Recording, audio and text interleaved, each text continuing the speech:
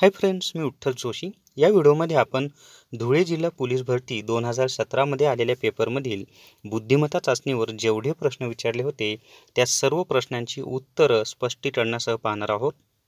गणित व बुद्धिमत्ता चाचणीचा अभ्यास करण्यासाठी स्क्रीनवर दिसत असलेले विठ्ठल जोशी सरांचे स्पर्धा परीक्षा अंकगणित व स्पर्धा परीक्षा बुद्धिमत्ता चाचणी ही दोन पुस्तकं तुम्ही विकत घ्या। सर्व स्पर्धा परीक्षांना तुम्हाला फायदा होईल आणि पोलीस भरतीला यातलेच प्रश्न विचारले जातात। ही पुस्तकं विकत घ्यायची असतील तर 8806068618 या माझ्या व्हॉट्सअप नंबरवर मेसेज करा किंवा फोन करा, तुम्हाला घरपोच ही पुस्तकं मिळून जातील।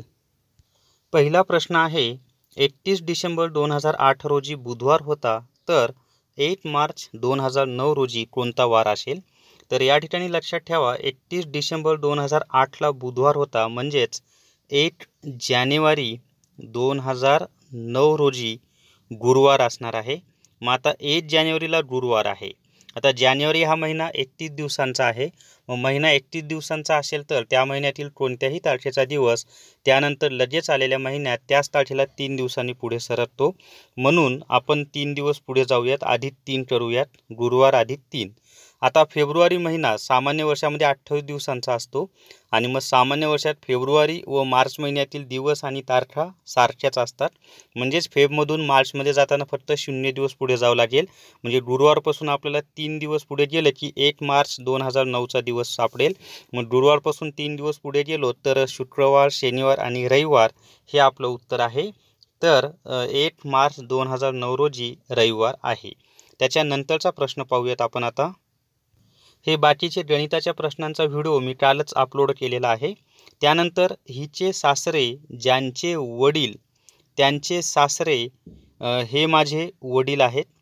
एका स्त्रीची ओळख करून देताना भाऊराव म्हणाले, तर ती स्त्री भाऊरावांची कोण? आता या ठिकाणी समजून घ्या, जी कोणी ती महिला आहे त्या महिलेचे सासरे ज्यांचे वडील, आता हे महिलेचे सासरे हे कोणाचे वडील असणार आहेत? तर त्या महिलेच्या पतीचे वडील असणार आहेत।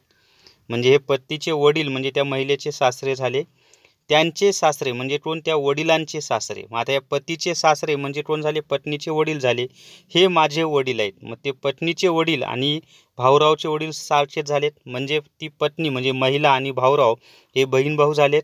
तर ती स्त्री भाऊरावांची कोण आहे? बहीण आहे। 4 नंबरचे त्याचं उत्तर आहे। दीपक माझ्याकडे आला, तो म्हणाला, परवा गुरुवारी मी तुला भेटणार होतो, तर दीपक माझ्याकडे आला तो वार कोणता? आता परवा गुरुवारी तो भेटणार होता, बरोबर आहे। मग आता परवा गुरुवारी तो भेटणार होता म्हणजे आज कोण वार असणार आहे? शनिवार असणार आहे। म्हणजे काल शुक्रवार, आज जर शनिवार असेल तर काल शुक्रवार आणि परवा गुरुवार, तर शनिवार हे त्याचं उत्तर आहे। रामचे वय हरीच्या वयाच्या तिप्पट आहे। दोघांच्या वयातील फरक 16 वर्षे असल्यास दोघांच्या वयाची बेरीज किती? आता या ठिकाणी पहा, रामचे वय हरीच्या वयाच्या तिप्पट आहे। समजा हरीचं वय x आहे, तर रामचं वय किती असणार आहे? 3x। दोघांच्या वयातील फरक किती आहे? 16 वर्षे, म्हणजेच 3x वजा x बरोबर 16। या 3 मधून x गेला तर राहिला 2x, 2x बरोबर 16। मग x बरोबर 16 भागिले 2 ते आलेलं आहे 8। पण 8 कोणाचं झालेलं आहे? हरीचं। मग रामचं वय हरीच्या तिप्पट आहे, मग रामचं वय झालेलं आहे 8 गुणिले 3 बरोबर 24। आपल्याला विचारलेलं काय आहे? तर दोघांच्या वयाची बेरीज किती? तर 8 अधिक 24 केलं तर ते आलं 32 वर्षे। 2 नंबरचे त्याचं उत्तर आहे 32 वर्षे, दोघांच्या वयाची बेरीज। हरी 8 वर्षाचा आहे आणि राम 24 वर्षांचा आहे। त्यानंतरचा प्रश्न आहे, रवी उगवता सूर्य पाहत होता, तो डावीकडे एकदा काटकोनात व उजवीकडे 2दा काटकोनात वळला, तर आता त्याच्या समोरची दिशा कोणती? उगवता सूर्य हा पूर्व दिशेला असतो, समजा ही पूर्व दिशा आहे। तो डावीकडे एकदा काटकोनात म्हणजे उत्तरेला गेला, पूर्वेला चेहरा असताना डावीकडे काटकोनात वळल्यानंतर चेहरा उत्तरेला जातो। पुढे काय दिलेलं आहे? व उजवीकडे 2दा काटकोनात। आता उत्तरेला चेहरा असताना पहिल्यांदा उजवीकडे वळला, परत पूर्वेला गेला, दुसऱ्यांदा उजवीकडे वळला, दक्षिणेला गेला। तर आता त्याच्या समोरची दिशा कोणती? तर त्याच्या समोरची दिशा ही दक्षिण आहे। 4 नंबरचं उत्तर आहे दक्षिण। त्याच्यानंतर 20 नंबरचा प्रश्न आहे, तो पाहूयात आपण आता। प्रश्न असा आहे, रांगेतील तुमचा क्रमांक दोन्ही बाजूंनी 18वा असल्यास रांगेत एकूण मुले किती? आता दोन्ही बाजूनी 18वा म्हणजे मधला क्रमांक 18 झालेला आहे. मग हे 18 केव्हा येतील, जेव्हा इकडे 10 मुलं असतील आणि इकडे 10 मुलं असतील. मग हे 10 आणि हे 10 20 झाले आणि मधला एक 21 मुलं त्या रांगेमध्ये असतील. हे सोपं आहे लक्षात ठेवायला, तर 21 हे त्याचं उत्तर आहे. किंवा दुसरं, रांगेतील एकूण संख्या बरोबर मधला क्रमांक गुणिले 2 वजा 1. मग 18 दोन्ही 22 वजा 1 केलं तर 21. या फॉर्म्युल्यानुसार सुद्धा 21 हेच आपलं उत्तर येतं. आणि जर तुम्हाला माझ्याकडून अंकगणित व बुद्धिमत्ता चाचणी लाईव्ह शिकायचा असेल, आपण क्लासमध्ये शिकतो तसं व्हाईट बोर्डवर व्हिडिओच्या माध्यमातून, तर तो लाईव्ह क्लास मी लवकरच सुरू करणार आहे. जर तुम्हाला तो जॉईन करायचा असेल तर 88 06 06 86 18 या माझ्या व्हॉट्सअप नंबरवर मेसेज करा किंवा फोन करा. तुम्हाला मी सर्व डिटेल्स माहिती देईल. आणि या लाईव्ह क्लासमध्ये रोज गणित 1 तास आणि बुद्धिमत्ता चाचणी 1 तास शिकवलं जाणार आहे. आणि प्लस तुम्हाला प्रत्येक टॉपिकच्या PDF नोट्ससुद्धा मिळतील. आणि याच्या आधी जो लाईव्ह क्लास झालेला आहे त्या विद्यार्थ्यांचा अनुभव खूप चांगला आहे. ज्या विद्यार्थ्यांना गणित बुद्धिमत्ता काहीच येत नव्हतं त्यांनासुद्धा आता व्यवस्थित गणित आणि बुद्धिमत्ता चाचणी येतं. तर तुम्हाला हा लाईव्ह क्लास जॉईन करायचा असेल तर तुम्ही माझ्याशी संपर्क करू शकता. त्याच्यानंतरचा प्रश्न आहे, जर 5 गुणिले 9 बरोबर 54, 7 गुणिले 4 बरोबर 82, तर 9 गुणिले 8 बरोबर किती? तर या ठिकाणी पहा, 5 गुणिले 9 केलं तर 45 येतं. पण 45ला कसं लिहिलेलं आहे? 54 लिहिलेलं आहे. 7 गुणिले 4 केलं तर 28 येतं. पण 88ला कसं केलेलं आहे? 82 लिहिलेलं आहे. म्हणजे अंकांची अदलाबदल केली. मग 9 8 72 येतं. मग हे 72 मधील अंकांची अदलाबदल केली तर काय येणार आहे? 27 येणार आहे. म्हणजे या दोन्ही संख्यांचा गुणाकार, आलेल्या गुणाकारामधील अंकांची अदलाबदल करून हे अंक लिहिलेले आहेत. 1 नंबरचं उत्तर आहे 27. अहमदनगर या शब्दातील अक्षरांपासून खालीलपैकी कोणता शब्द तयार होऊ शकत नाही? तर मदन हा शब्द तयार होतो, न इथंच दिलेला आहे. मगर हा शब्द सुद्धा तयार होतो, ग आणि र. मदत हा शब्द तयार होणार नाही, कारण अहमदनगरमध्ये त हे अक्षर आलेलंच नाही. तर 3 नंबरचं उत्तर आहे. नगर हा शब्द तर इथे शेवटी तयार होतोच.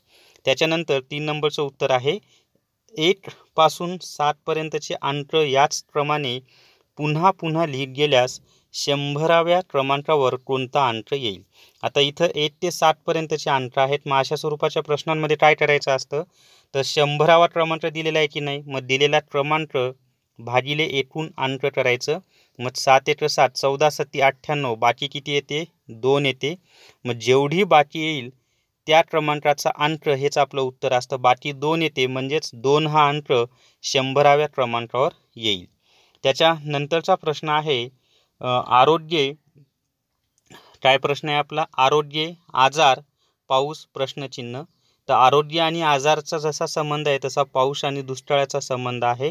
म्हणजे आरोग्य आणि आजारचा जसा संबंध आहे तसा पाऊस आणि दुष्काळाचा संबंध येतो. त्याच्यानंतरचा प्रश्न आहे, डास, मासी, मुंगी, झुरळ या शब्दगटात खालीलपैकी कोणता शब्द असेल? त्याच्यामध्ये टोळ हा शब्द असेल, कारण ही सर्व डास, माशी, मुंगी, झुरळ या गटामध्ये बसणारा शब्द टोळच आहे या ठिकाणी. हे मराठीचे प्रश्न आहेत. राहिलेले प्रश्न आपण लगेच पाहूयात. 2, 5, 18, 20, 32, 47 प्रश्नचिन्ह. या ठिकाणी पहा, 2 आणि 5 मध्ये 3चा फरक आहे. 5 आणि 18 मध्ये जर आपण पाहिलं तर 6चा फरक आहे. 6 आणि 5 18. 18 आणि 20 मध्ये 9चा फरक आहे. 20 आणि 32 मध्ये 12चा फरक आहे. 32 आणि 47 मध्ये आपण पाहिलं तर 15चा फरक आहे. म्हणजे तुमच्या लक्षात आलं असेल, फरक 3ने वाढत चाललाय. आधी 3, 6, 9, 12, 15, मग पुढे 18चा फरक पाहिजे. मग 47 अधिक 18 जर आपण केलं तर 8 आणि 7 15, 5 हातचा आला 1, 4 आणि 1 5 आणि 6 65 हे आपलं उत्तर येतं. तर 65 किती नंबरचा ऑप्शन आहे? 2 नंबरचा ऑप्शन आहे. 65 हे आपलं उत्तर आहे. AY 25 तर CH बरोबर किती? आता A पहिल्या ठिकाणी येतं, Y 25व्या ठिकाणी येतं. 1 गुणिले 25 केलं तर 25 आलं. तसंच C तिसऱ्या ठिकाणी येणारा अक्षर आहे. H 8व्या ठिकाणी येणारा अक्षर आहे. 8 त्रिक 24 हे आपलं उत्तर येते. 3 नंबरचं उत्तर आहे 24. त्याच्यानंतर DP बरोबर HP तर CQ बरोबर किती? आता या ठिकाणी पहा, DP बरोबर HP तर CQ बरोबर किती? इथं D आणि Hचा काय संबंध आहे? तर D जो आहे तो 4थ्या ठिकाणी येतो आणि एच 8व्या ठिकाणी, मग 4ची दुप्पट किती येते 8, आणि हे दुसरं अक्षर आहे तसंच लिहिलेलं आहे. मग सी 3ऱ्या ठिकाणी येतो आणि 3ची दुप्पट किती येते 3 दोन्ही 6. 6व्या ठिकाणी येणारा अक्षर एफ आहे आणि हा क्यू आपल्याला आहे तसाच लिहावा लागेल, म्हणजे एफ क्यू हे त्याचं उत्तर येणार आहे. 1 नंबरचं उत्तर आहे. त्याच्यानंतर आकाशला 3 बहिणी व 3 भाऊ आहेत. चैतालीला 2 बहिणी व 3 भाऊ आहेत. सौरभ चैतालीचा भाऊ आहे व आकाशची बहीण सरला आहे. तर सर्वात जास्त भाऊ कुणाला आहेत? आता इथे लक्षात घ्या की आकाशला 3 बहिणी व 3 भाऊ आहेत, म्हणजे आकाशला एकूण 3 भाऊ आहेत आणि आकाशची बहीण ही सरला आहे. मग आता सरलाला हे 3 भाऊ तर असणारच आहेत, प्लस आकाश हा सुद्धा तिचा भाऊ होणार आहे. मग सरलाला एकूण किती भाऊ झाले 4 झालेत. आकाशला 3च भाऊ आहेत, चैतालीला 3च भाऊ आहेत. मग सर्वात जास्त भाऊ कोणाला आहेत? सरला हिला आहेत, कारण हे 3 भाऊ आणि प्लस आकाश. तर याचं उत्तर आहे सरला. 4 नंबरचे त्याचं उत्तर आहे. त्याच्यानंतर वांग्याला टोमॅटो म्हटले, टोमॅटोला भेंडी म्हटले, भेंडीला कारले म्हटले, कारल्याला गाजर म्हटले. तर भेंडीच्या भाजीसाठी कशाचा वापर करावा?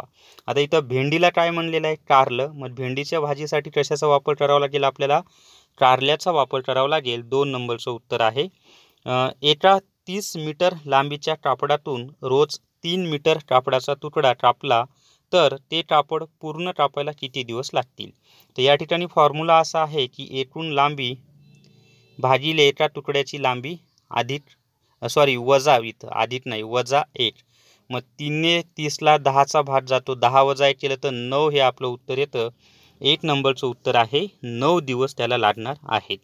त्याच्यानंतर 82 नंबरचा प्रश्न आहे. इथे संख्या दिलेली आहे, ती अक्षरी कशी लिहिणार? तर सोपं आहे. ही अक्षरी अशी लिहायची आपल्याला की 35 कोटी 4 अशी लिहावं लागेल. 3 नंबरचं उत्तर आहे. त्याच्यानंतरचा प्रश्न आहे, जर BOAT बोटसाठी 2, 15, 1, 20 तर TALK टॉटसाठी काय आहे? तर या ठिकाणी पहा, बी दुसऱ्या ठिकाणी येतो, ओ 15व्या ठिकाणी येतो, ए पहिल्या ठिकाणी येतो, टी 20व्या ठिकाणी येतो. मग सेम तेच आपल्याला लॉजिक इथे वापरावं लागेल. टी 20व्या ठिकाणी येतो, ए पहिल्या ठिकाणी येतो, एल IJKL एल हा 12व्या ठिकाणी येतो आणि के 18व्या ठिकाणी येतो. तर 1 नंबरचं त्याचं उत्तर आहे. म्हणजे अक्षरं ज्या संख्यांच्या ठिकाणी आलेली आहेत ती संख्या आपल्याला दिलेली आहे. त्याच्यानंतर मालिकेत रिकाम्या जागी कोणती संख्या येईल? 2, 7, 14, 23, 34 ... .62. तर या ठिकाणी पहा, 2 आणि 7 मध्ये 5चा फरक आहे, 7 आणि 14 मध्ये 7चा फरक आहे, 14 आणि 23 मध्ये 9चा फरक आहे, 23 आणि 34 मध्ये 18चा फरक आहे. मग पुढे 13चा फरक येईल, कारण फरक कसा वाढत चाललाय पहा, 2 ने वाढत चाललाय. 5 आणि 2 7, 7 आणि 2 9, 9 आणि 2 18, 18 आणि 2 13. मग 34 अधिक 13 जर आपण केलं तर याची बेरीज येणार आहे 4 आणि 3 7, 3 आणि 4 47 हे त्याचं उत्तर आहे. आणि 47 अधिक 15 केलं तर 62 येतं. आता हे पुढचे सामान्य ज्ञानचे प्रश्न मी कालच याचा व्हिडिओ अपलोड केलेला आहे, तो पाहून घ्या तुम्ही. तर या व्हिडिओमध्ये आपण बुद्धिमत्ता चाचणीवर आधारित सर्व प्रश्न पाहिलेले आहेत. हा व्हिडिओ तुमच्या मित्रांसोबत, इतर व्हॉट्सअप ग्रुपवर आणि टेलिग्राम चॅनलवर जास्तीत जास्त शेअर करा आणि विठ्ठल जोशी माझं चॅनल सबस्क्राईब करा. Thank you very much.